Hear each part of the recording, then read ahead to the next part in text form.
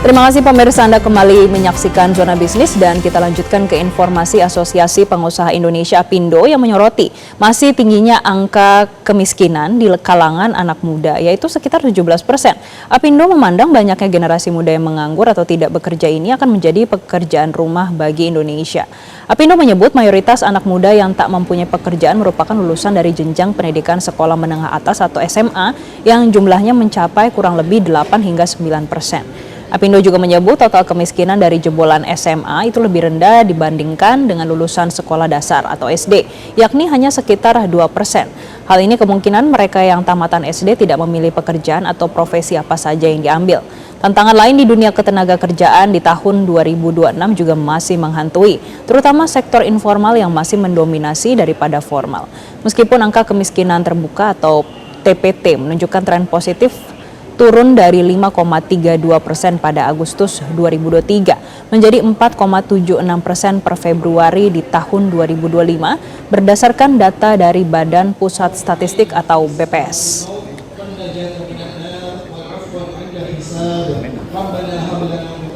Pemirsa, untuk mengulas terkait tingginya generasi muda yang tidak bekerja yang menjadi pekerjaan rumah pemerintah, saat ini kami akan mengajak Anda untuk bergabung bersama Ketua Bidang Ketenagakerjaan APindo, Bapak Bob Azam. Selamat pagi, Pak Bob.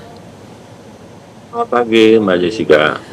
Pak Bob, APindo ini mengeluarkan pernyataan dan ini juga menjadi sorotan ya terkait tingginya angka pengangguran di kalangan anak muda yaitu 17% dan ini adalah Gen Z, Pak. Untuk 17% ini terhadap seluruh tenaga kerja di Indonesia atau seperti apa, Pak?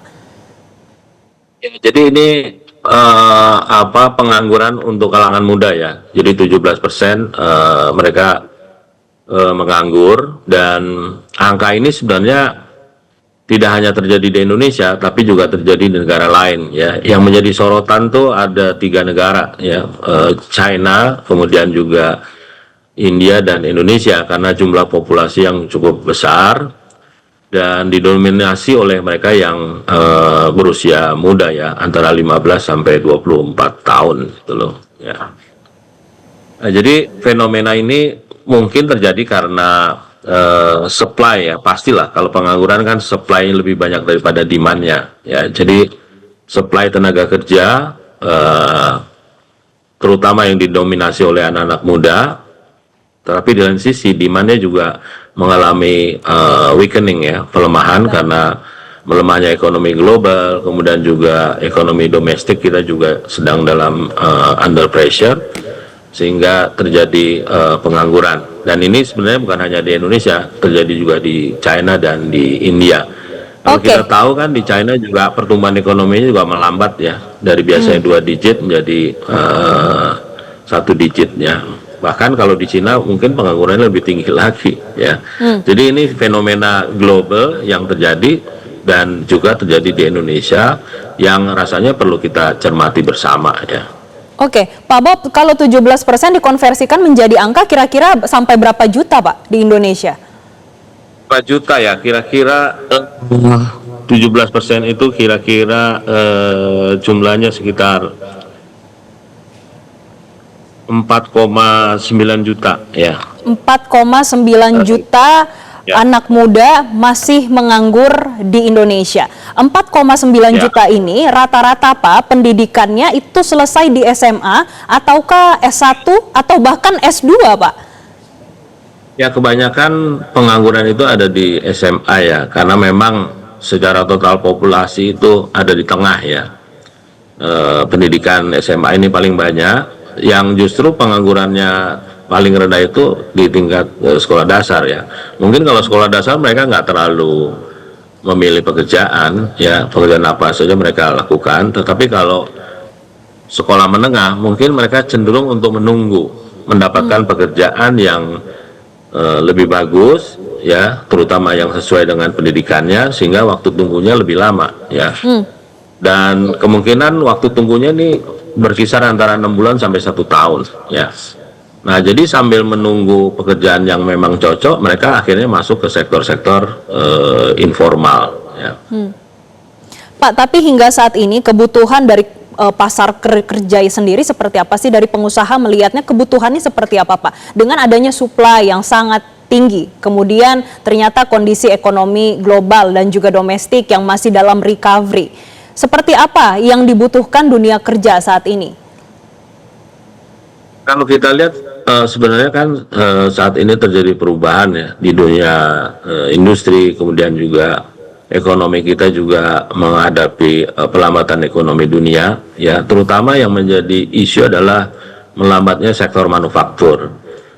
Sektor manufaktur ini sektor yang paling banyak menyerap tenaga kerja. Di samping juga ada sektor jasa ya, dua sektor ini ya.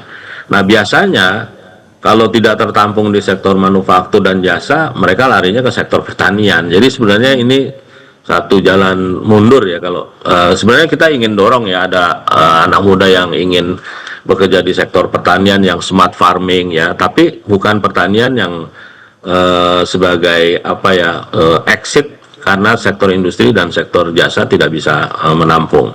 Nah, sektor manufacturing ini juga melambat ya, sejalan dengan melambatnya pertumbuhan ekonomi dunia, kemudian melambatnya China. China juga menghadapi persoalan persoalan perdagangannya dengan Amerika. Ya, dia berusaha untuk merubah orientasinya ekonomi dalam negeri, kemudian juga ekspor ke negara-negara lain seperti Asia Tenggara. Ya. Dan ini menyebabkan pertumbuhan ekonomi di China juga melambat. Kemudian sektor properti di China juga sedang menghadapi persoalan. Nah, China ini kan jadi ekonomi global ya. Semua negara kayaknya punya link dengan China, termasuk Indonesia ya. Sehingga dengan melemahnya ekonomi China juga harga komoditas juga lebih rendah. Kemudian juga sektor-sektor industri lain juga ikut melambat, terutama sektor manufaktur yang banyak menyerap tenaga kerja. Dan perlu dicatat juga sektor manufaktur ini yang paling banyak menyerap tenaga kerja formal ya. Jadi mungkin sekitar 60-70% pekerja di sektor manufaktur adalah pekerja formal.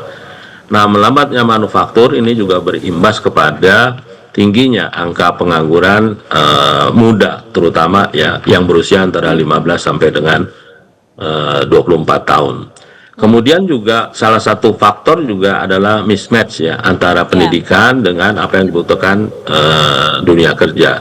Sebenarnya dunia kerja ini secara alami memang blue collar itu lebih banyak membutuhkan tenaga kerja dibandingkan dengan white collar ya. Tetapi kecenderungan anak-anak muda sekarang ini mereka lebih cenderung ingin bekerja di white collar job. Nah, ini yang terjadi mismatch ya antara supply and demand. Nah, ini terjadi terus-menerus sehingga akhirnya terjadi kumulasi dari tahun ke tahun. Nah, ini yang menurut saya harus kita perbaiki bersama.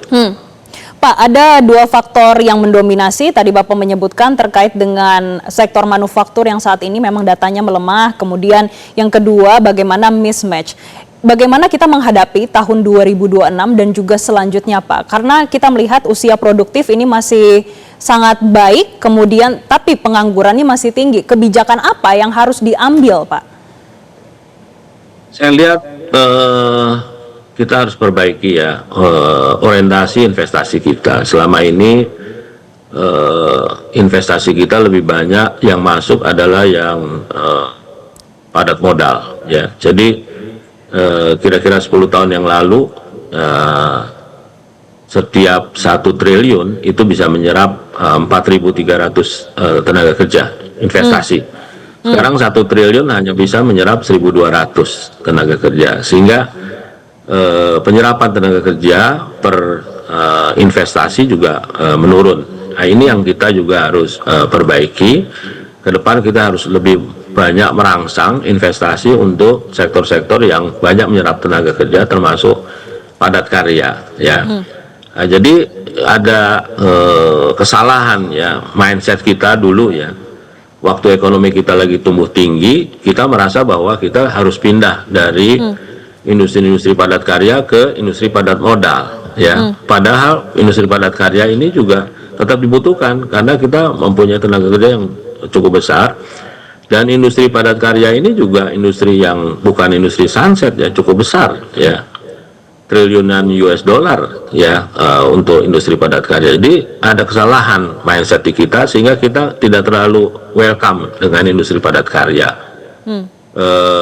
Seolah-olah kita akan masuk ke industri padat modal yang justru penyerapan tenaga kerjanya lebih sedikit. Ini yang kita harus perbaiki.